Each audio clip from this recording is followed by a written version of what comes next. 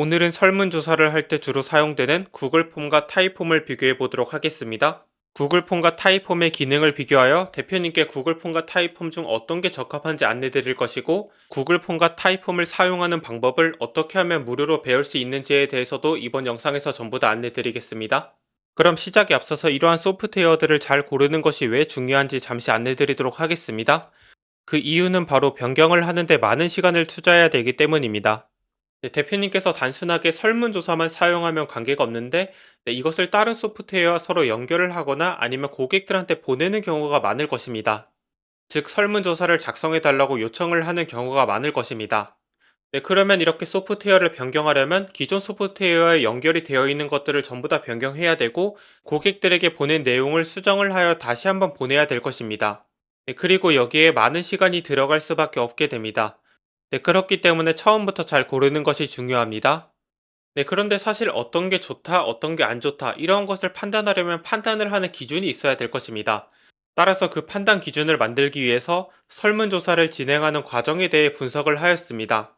왜냐하면 설문조사가 어떻게 진행되는지 모르는 상태로 어떤 소프트웨어를 무작정 선택하게 되면은 지금은 괜찮을 수 있어도 나중에 문제가 생길 수 있기 때문입니다. 따라서 설문조사 진행 과정을 기준으로 안내 드리겠습니다. 네, 그런데 이것을 분석하는 것보다 훨씬 더 중요한 내용이 있습니다. 바로 설문조사를 하는 목적을 정하는 것입니다. 네, 저희가 목적을 정하지 않고 무작정 무언가를 하게 되면 처음엔 괜찮을 수 있지만 나중에는 이걸 왜 하고 있는 거지? 이 다음에는 어떻게 해야 되는 거지? 이렇게 판단을 할 수가 없게 됩니다. 그렇기 때문에 목적을 정하는 것이 매우 중요합니다. 따라서 설문조사를 하는 목적에 대해서 안내 드리겠습니다. 대표님들마다 설문조사를 하는 목적이 전부 다 다를 수 있지만, 저는 고객의 정보를 수집하는 것을 목적으로 정하였습니다. 이렇게 고객의 정보를 수집한 다음에 어떻게 하는 것은 대표님의 목적에 따라 전부 다 달라질 수 있지만, 구글 폼이나 타입폼을 사용하는 이유는 결국 고객의 정보를 수집하기 위해서일 것입니다. 따라서 설문조사를 하는 목적으로 고객의 정보를 수집하는 것이라고 정하였습니다. 따라서 이 영상에서는 고객의 정보를 어떻게 수집할 수 있는가, 고객의 정보를 어떻게 하면 효과적으로 수집할 수 있는가, 이것을 기반으로 안내 드리겠습니다. 네, 그럼 이어서 아까 안내 드리려 했던 설문조사 진행 과정에 대해서 안내 드리겠습니다. 네, 우선 한 번씩 읽은 다음에 각각에 대해서 자세히 안내 드리겠습니다. 네, 첫 번째로는 고객이 설문조사 양식에 들어오게 됩니다. 대표님께서 이메일을 통해서 고객한테 설문조사 양식을 보낼 수도 있고, 아니면 블로그에 설문조사 양식 링크를 작성하셨을 수도 있습니다. 그러면 고객은 그것들을 보고 링크를 클릭하여 설문조사 양식에 들어오게 될 것입니다. 네, 그리고 그 다음에 고객이 설문조사를 작성하게 될 것입니다. 네, 그리고 마지막으로 대표님께서 설문조사 결과를 확인하게 될 것입니다. 네, 그리고 여기서 설문조사 결과가 마음에 안 든다면 대표님께서 설문조사 양식을 다시 수정하여 보완을 하게 될 것입니다. 네, 그럼 첫 번째로 돌아가서 고객이 설문조사 양식에 들어온다부터 자세히 안내 드리도록 하겠습니다. 네, 그러면 고객이 이렇게 네 가지 경로를 통해서 양식에 들어온다는 걸 확인하실 수 있습니다. 그런데 대표님께서 아니 설문조사를 뭘로 할지 정하는 건데 이러한 것을 왜 알아야 되지? 이러한 생각이 드실 수 있습니다. 그 이유는 고객의 정보를 수집하는 데 있어 이것을 이해하는 것이 가장 중요하기 때문입니다. 제가 예를 들어서 잠시 안내 드리도록 하겠습니다. 대표님께서 당뇨병에 걸렸다고 가정해 보겠습니다. 그러면 대표님께서 당뇨를 치료하기 위해서 정보를 찾아보게 될 거고, 당뇨의 전문 지식이 있는 어떤 의사 선생님을 찾을 수 있게 될 것입니다. 그리고 대표님께서는 당뇨를 치료하기 위해서 그 선생님을 만나려고 노력을 하게 될 것입니다. 그리고 그 선생님과 연락을 할 수 있는 문의 양식을 발견했다고 가정해 보겠습니다. 그러면 대표님께서 그 문의 양식이 어떻게 되어 있든 대표님이 겪고 계신 문제 상황을 전부 다 작성하게 될 것입니다. 즉, 문의 양식이 불편하게 되어 있더라도 대표님께서 작성을 하게 될 것이고, 의사 선생님이 질문하지 않은 내용이더라도 대표님은 최대한 작성을 하게 될 것입니다. 그래야만 대표님께서 겪고 계신 문제를 효과적으로 해결할 수 있기 때문입니다. 네, 이렇게 설문조사를 작성하기 전에 고객이 어떤 상황이냐에 따라서 설문조사를 길게 만들어도 되는지 아니면 무조건 짧게 만들어야 되는지, 혹은 설문조사 안에서 고객이 설문조사를 끝까지 작성하고 싶게끔 동기부여를 해야 되는지 말아야 되는지가 결정되게 됩니다. 따라서 이에 대해서 안내 드리도록 하겠습니다. 이것을 이해하는 것이 설문조사의 결과를 결정하는 데 있어 매우 중요하기 때문에 조금만 집중을 해주시면 감사드리겠습니다. 대표님께서는 크게 이 네 가지 경로를 통해서 고객에게 설문조사 양식을 건네게 될 것입니다. 따라서 각각의 경로에 대해서 잠시 살펴보도록 하겠습니다. 첫 번째, 나를 아는 지인에게 직접 1대1로 연락을 하는 것입니다. 즉 전화를 통해서 연락을 할 수도 있고 문자를 통해서 할 수도 있고 이메일을 통해서 할 수도 있을 것입니다. 대표님을 알고 있는 상태, 즉 믿을 만한 사람이다라는 것을 알고 있는 상태에서 문의 양식에 들어오게 되는 것이기 때문에 양식이 조금 길더라도 고객은 양식을 끝까지 작성하게 될 것입니다. 네, 그렇기 때문에 이러한 경우에는 양식을 길게 만들어도 크게 문제가 없을 것입니다. 그럼 두 번째, 나를 모르는 사람에게 1대1로 연락을 하는 경우입니다. 즉 전화나 문자나 이메일이 있을 것입니다. 그러면 고객은 대표님이 누군지 모르는 상태로 연락을 받은 것이기 때문에 대표님께서 아무리 설문조사 양식을 건넸더라도 설문조사 자체를 클릭하지 않을 것입니다. 혹은 클릭을 했더라도 몇 가지 질문에 대해서만 답변을 하고 작성을 해야 되는 양이 많다면 고객은 양식을 나가버리게 될 것입니다. 그렇기 때문에 대표님을 모르는 사람에게 연락을 하는 경우에는 고객이 작성해야 되는 질문의 양을 최대한 줄이는 것이 좋을 것입니다. 혹은 양식 안에서 고객이 양식을 끝까지 작성하게 만드는 동기부여를 엄청나게 잘해야 될 것입니다. 우선 여기까지 이해해 주시면 됩니다. 그 다음 세 번째, 컨텐츠를 게시하는 경우입니다. 대표님께서 유튜브나 블로그, 인스타그램을 통해서 어떤 컨텐츠를 게시하셨을 수 있습니다. 즉, 이 설문조사를 작성하시면 이러한 혜택을 얻을 수 있기 때문에 이것을 작성해 주세요 라고 말을 할 수 있을 것입니다. 그러면 고객은 대표님께서 자신이 겪고 있는 문제를 해결해 줄 수 있는 사람이다 라는 것을 알고 있는 상태로 설문조사를 작성하게 되는 것이기 때문에 양식이 조금 길더라도 양식을 끝까지 작성하게 될 것입니다. 여기까지 이해해 주시면 됩니다. 네, 그 다음 네 번째, 유료 광고를 게시하는 경우입니다. 대표님께서 유튜브를 보고 있는데 중간에 5초짜리 광고가 나타나면서 이 설문조사를 작성해 주시면 이것을 드리겠습니다 라는 광고 영상이 나타났다고 가정해 보겠습니다. 네, 그러면 대표님께서 애초에 그 상품에 관심이 있던 게 아니라면 그 광고를 클릭하지 않을 것입니다. 왜냐하면 기존에 어떤 영상을 시청하고 있었기 때문입니다. 그리고 그 광고를 일시적으로 클릭했더라도 답변을 해야 되는 양이 많다면 고객은 귀찮아서 그 양식을 바로 나가버리게 될 것입니다. 인스타그램 광고 또한 똑같습니다. 대표님께서 친구들이 무엇을 하고 있는지 궁금해서 그냥 이렇게 살펴보고 있는 건데 중간에 광고가 나타난 것입니다. 그러면 대표님이 하고자 하는 것, 즉 친구들이 무엇을 하고 있는지 살펴보려는 것에 방해가 되는 것이기 때문에 대부분 클릭을 하지 않을 것입니다. 그리고 클릭을 했더라도 답변을 해야 되는 양이 많다면 바로 양식을 나가버리게 될 것입니다. 그렇기 때문에 이렇게 유료 광고를 게시하는 경우에는 고객이 양식에 들어온 이전뿐만 아니라 양식에 들어온 이후에도 고객이 양식을 끝까지 작성하고 싶게끔 계속 동기부여를 해야 될 것입니다. 따라서 여기까지 이해해 주시면 됩니다. 네, 이렇게 고객이 설문조사 양식에 들어오기 전에 어떤 상황이냐에 따라서 설문조사 양식을 작성할 확률과 그 양식의 정확도가 달라지게 됩니다. 예를 들어서 대표님을 처음 보는 상황이라면 자신이 겪고 있는 자세한 상황에 대해서는 작성을 하지 않을 수도 있기 때문입니다. 따라서 대표님께서는 이를 기반으로 대표님께서는 지금 어떤 상황인지 점검을 해주시면 됩니다. 네, 이렇게 할 첫 번째, 고객이 설문조사 양식에 들어온다에 대해서 안내드렸습니다. 네, 그럼 두 번째, 고객이 설문조사를 작성한다에 대해서 안내드리겠습니다.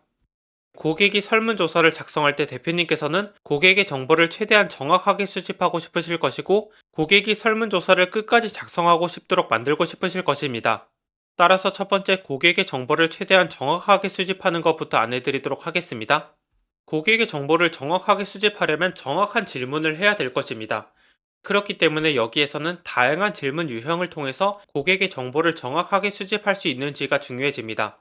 여기서 다양한 질문 유형이 무엇이냐면 제가 조금 이따 자세히 안내 드리겠지만 이렇게 다양한 방식으로 질문을 할 수 있는지를 의미합니다. 즉 여길 보시면 고객의 이메일을 수집하는 것도 가능하고 핸드폰 번호도 가능하고 홈페이지 주소도 가능하고 여러 개 중에 하나를 선택하게 만드는 것도 가능하고 그 밖에도 엄청나게 많은 방법을 통해서 질문할 수 있다는 것을 확인하실 수 있습니다. 네, 이렇게 다양한 방법을 통해서 질문을 할 수 있게 되면은 고객의 정보를 그만큼 정확하게 수집할 수 있게 됩니다. 따라서 대표님께서는 설문조사를 만들 때는 이러한 것도 신경 써야 되는구나 라는 것을 이해해 주시면 됩니다. 그 다음 두 번째, 고객이 설문조사를 끝까지 작성할 확률을 최대한 높이는 것입니다. 고객이 설문조사를 아무리 많이 클릭했더라도 설문조사 양식을 끝까지 작성하는 사람이 아무도 없다면 아무런 의미가 없을 것입니다. 따라서 설문조사를 끝까지 작성할 확률을 높이는 것이 중요합니다. 따라서 이를 위해서는 로직이라는 것을 통해서 필요 없는 질문을 생략할 수 있는지 혹은 로직이라는 것을 통해서 고객에게 동기부여를 할 수 있는지가 중요해집니다. 그리고 여기서 로직이라는 것은 이것을 의미합니다. 여기서 필요 없는 질문을 생략하는 것을 잠시 보면 고객이 이 질문에 대해 어떤 답변을 하느냐에 따라서 그 다음 질문이 다르게 나타나도록 설정을 하는 것이 가능합니다. 그렇기 때문에 대표님께서는 이 고객이 지금 어떤 답변을 하느냐에 따라서 그 다음 질문이 나타나도록 만들 수도 있고 나타나지 않도록 만들 수도 있습니다. 즉, 고객이 답변을 해야 되는 전체적인 질문의 양을 줄일 수 있게 됩니다. 그리고 이렇게 고객이 답변을 해야 되는 양 자체가 줄어들게 되면 자연스레 고객이 양식을 끝까지 작성할 확률 또한 높아지게 됩니다. 네, 이것이 필요 없는 질문을 생략하는 경우입니다. 네, 그리고 두 번째, 로직을 통해서 동기부여를 할 수 있는가입니다. 네, 예를 들어서 대표님께서 마케팅 대행사를 운영하고 있다고 가정해 보겠습니다. 즉, 다른 사람들의 마케팅을 대신 해주는 역할입니다. 그리고 대표님께서 문의를 받을 때 저희 서비스가 얼마나 필요하신가요? 라는 질문을 할 수 있을 것입니다. 그리고 답변으로 전혀 필요하지 않음, 약간 필요함, 매우 필요함, 이렇게 만들 수 있을 것입니다. 그리고 고객이 전혀 필요하지 않음, 약간 필요함을 선택한 고객에 대해서만 어떤 특정 문항이 나타나도록 만드는 것이 가능해집니다. 즉, 여기에서 저희 서비스가 얼마나 필요하신가요? 라는 질문이 있고, 여기에서 전혀 필요하지 않음이라는 답변을 했을 때는 여기 이 설문조사를 끝까지 수행한 사람은 조회수가 3배 이상 올랐습니다. 라는 내용이 나타나도록 만들 수 있다는 의미입니다. 이렇게 하여 고객이 이 설문조사를 끝까지 작성하고 싶게끔 만들 수 있게 됩니다. 즉, 이것이 로직을 통해서 동기부여를 할 수 있는가를 의미합니다. 따라서 대표님께서는 이 로직이라는 것을 통해서 필요 없는 질문을 생략할 수 있고 고객에게 동기부여를 할 수 있다면 고객이 설문조사를 끝까지 작성할 확률을 높일 수 있구나 라는 것을 이해해 주시면 됩니다. 네, 이렇게 하여 지금까지 고객이 설문조사를 작성한다에 대해서 안내드렸습니다. 네, 그럼 이어서 마지막 대표님께서 설문조사 결과를 확인한다에 대해서 안내드리겠습니다. 기본적인 결과, 즉 고객이 양식을 작성하였을 때 그 결과를 확인하는 것은 구글 폼이나 타이폼 둘 다 기본적으로 지원을 하고 있기 때문에 제가 설문조사 결과를 확인하는 데 도움이 되는 기능을 선정하였습니다. 즉, 저희가 설문조사 결과를 확인한 다음에 마음에 드는 결과가 안 나왔다면 그 양식을 수정해야 될 것입니다. 그런데 그 수정을 하려면 어떤 부분에 문제가 있는지 판단이 돼야 될 것입니다. 즉, 숫자가 있어야 될 것입니다. 따라서 그러한 판단을 하는 데 도움이 되는 기능들입니다. 네, 첫 번째로는 몇 명이 설문조사 링크를 클릭하였는지, 두 번째로는 몇 명이 설문조사를 시작하였는지, 즉 링크만 클릭하고 설문조사는 시작하지 않았을 수 있을 것입니다. 그렇기 때문에 몇 명이 설문조사를 시작하였는지 파악하는 것이 중요합니다. 네, 만약에 설문조사 자체는 많이 클릭했는데 설문조사를 시작한 사람이 별로 없다면 그 첫 페이지가 잘못했을 가능성이 높을 것입니다. 네, 그렇게 몇 명이 설문조사를 시작하였는지 확인해 주시면 되고, 그 다음에 몇 명이 설문조사를 끝까지 완료하였는지 확인해 주시면 됩니다. 네, 만약에 100명이 설문조사를 시작했는데 설문조사를 끝까지 한 사람이 10명밖에 없다면 그 중간 과정에서 문제가 있구나 라고 생각을 해주시면 됩니다.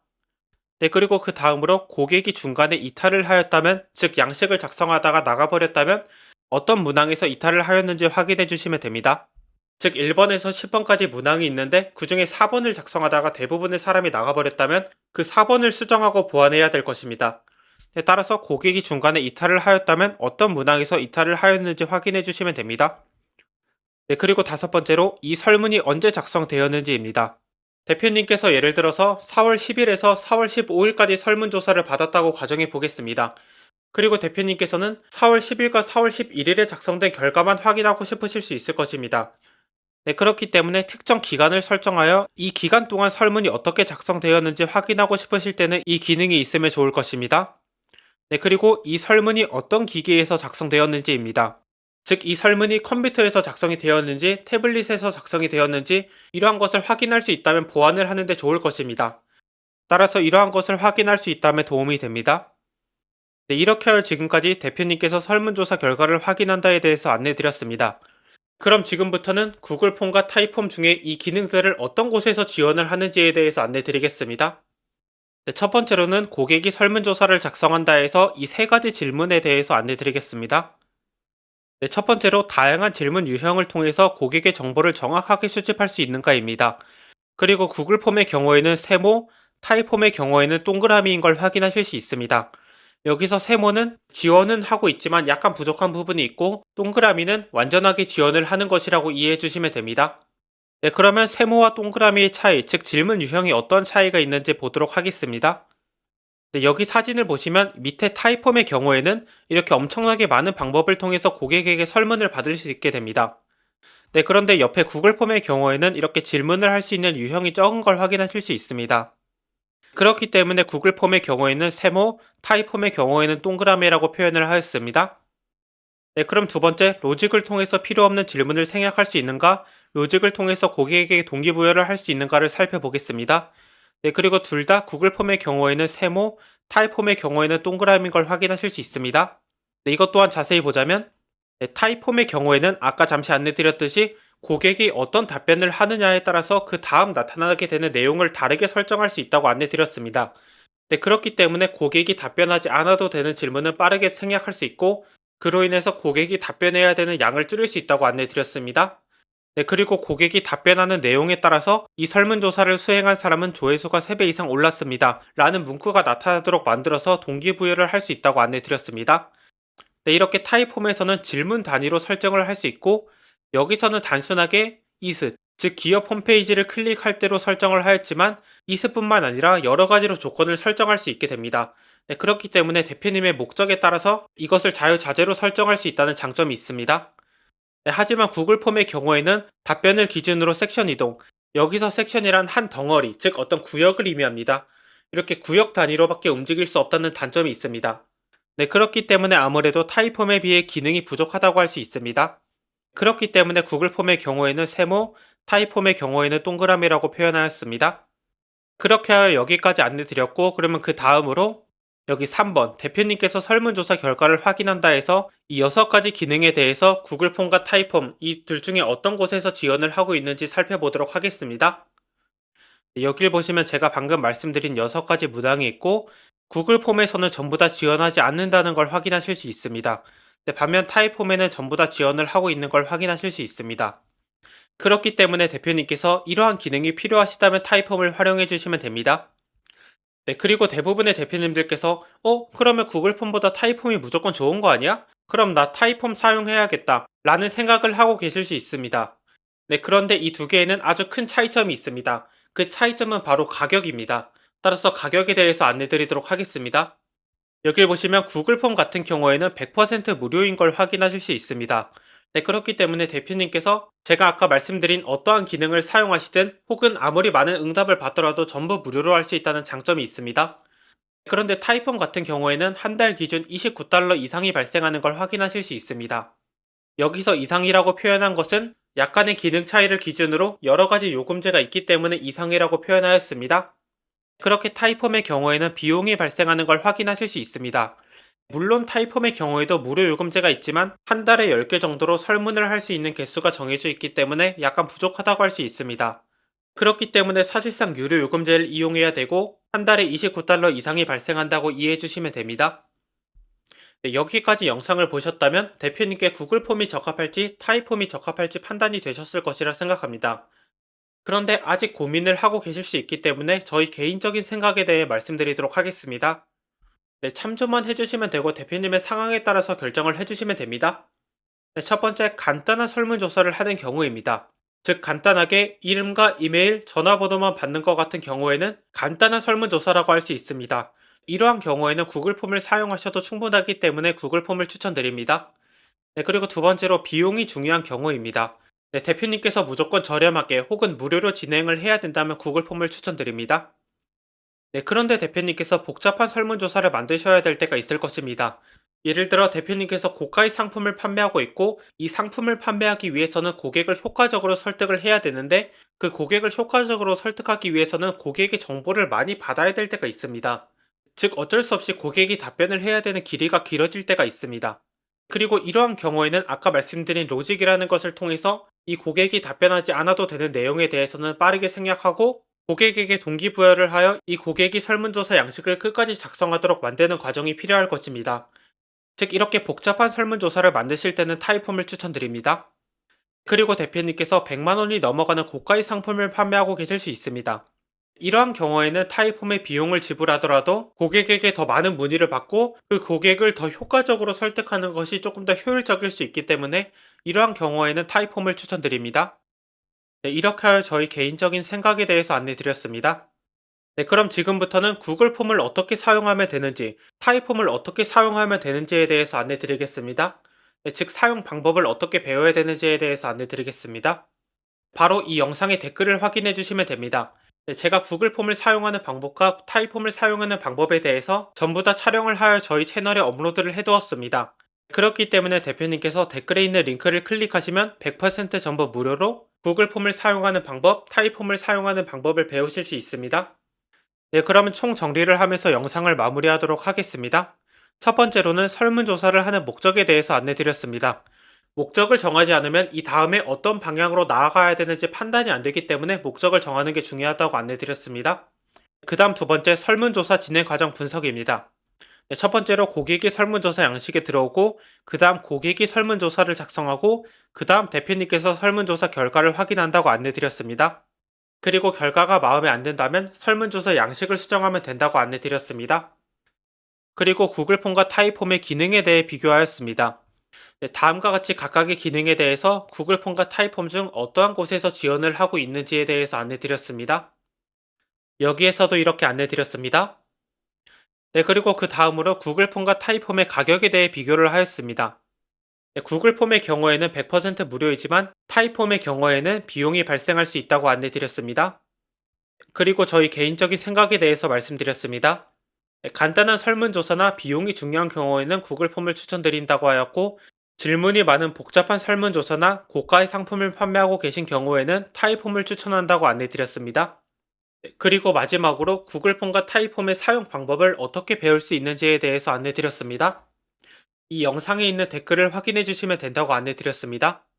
이렇게 하여 지금까지 구글 폼과 타이폼을 비교하여 대표님께 어떠한 것이 적합한지에 대해서 안내드렸습니다. 만약 대표님께서 이 영상이 도움이 되셨다면 도움이 되었다는 댓글을 한 번만 남겨주시면 감사드리겠습니다. 왜냐하면 이것이 저에게 큰 도움이 되기 때문입니다. 그리고 저는 사업을 운영하는 데 도움이 되는 정보들을 안내드리고 있습니다. 따라서 대표님께서 이러한 정보가 필요하시다면 구독을 눌러주시면 됩니다. 그럼 이상으로 영상을 마치겠습니다. 감사합니다.